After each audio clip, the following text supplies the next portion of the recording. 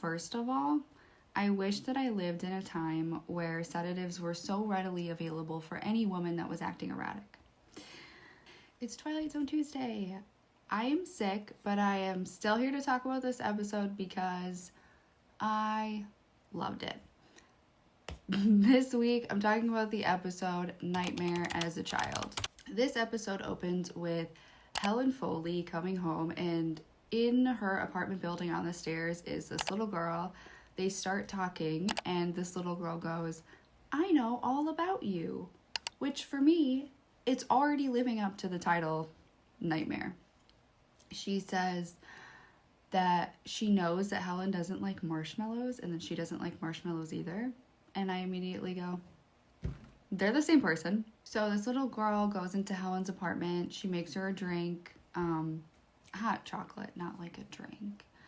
And they start talking, and the little girl says, "I know that you saw a man today that looked really familiar, and it frightened you because I too have seen the same man. He looked familiar and he frightened me. Currently, I'm only frightened of this little girl." But they hear a noise in the hallway, and the little girl's like, "I have to go because somebody's coming to your apartment." She's like, "I'll come back later." Guess who's at the door?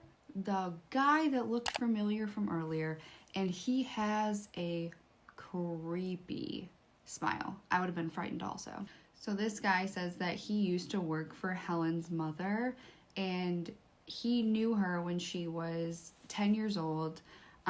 They discussed that something traumatic happened to her when she was little, but she doesn't remember what it is.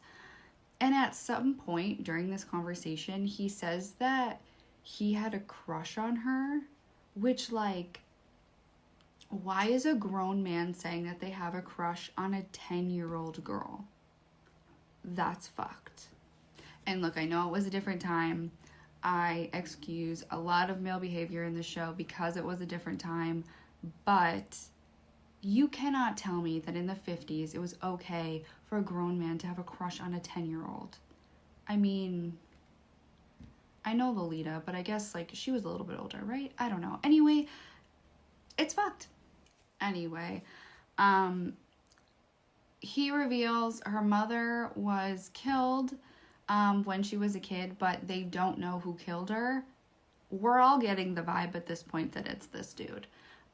He shows her, like, just pulls out of his pocket, "I have a picture of you when I knew you when you were 10. And he says, "You were an exceptionally beautiful girl." Straight to jail with this man already. Anyway, plot twist, we see the picture, and it is a picture of the girl who was in the apartment earlier. That night, she starts kind of having memories a little bit of her mother's death. The little girl shows back up, and in a great delivery by this actor, tells her, "I'm you," and starts describing how her mother was murdered, and says that there was a man there that she saw. Then that girl disappears, and the man from earlier is there. He admits to killing Helen's mom and says his original plan was to kill Helen also,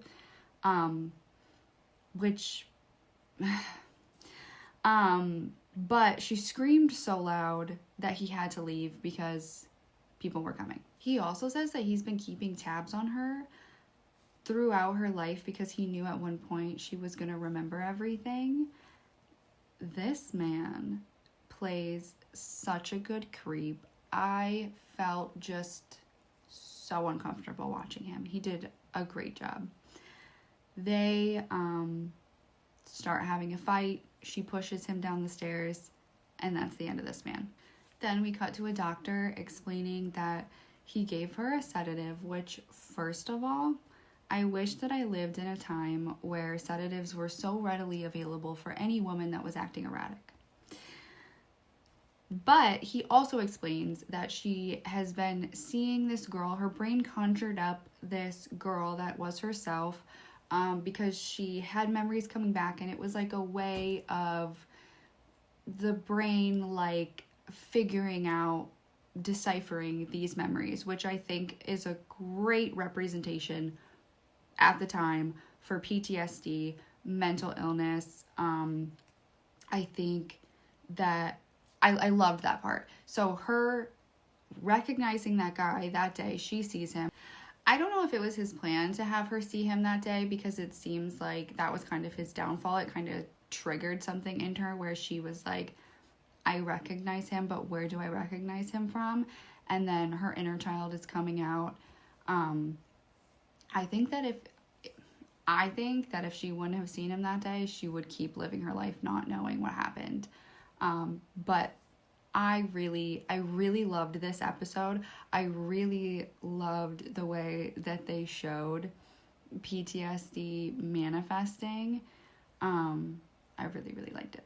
This episode felt like it stepped up for me more than the episodes have been recently. I think the two actors, Shepard Strudwick and Terry Burnham, the creepy guy and the little girl, I mean, everybody did fantastic, but those two performances were really good.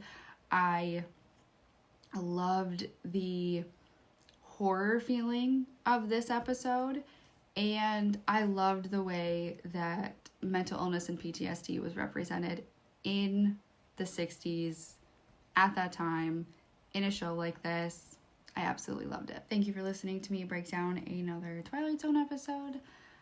If you like these conversations, these discussions, subscribe. I do them every Tuesday. Next Tuesday, I'm talking about the episode A Stop at Willoughby. I don't remember this one, so let's rediscover it again together.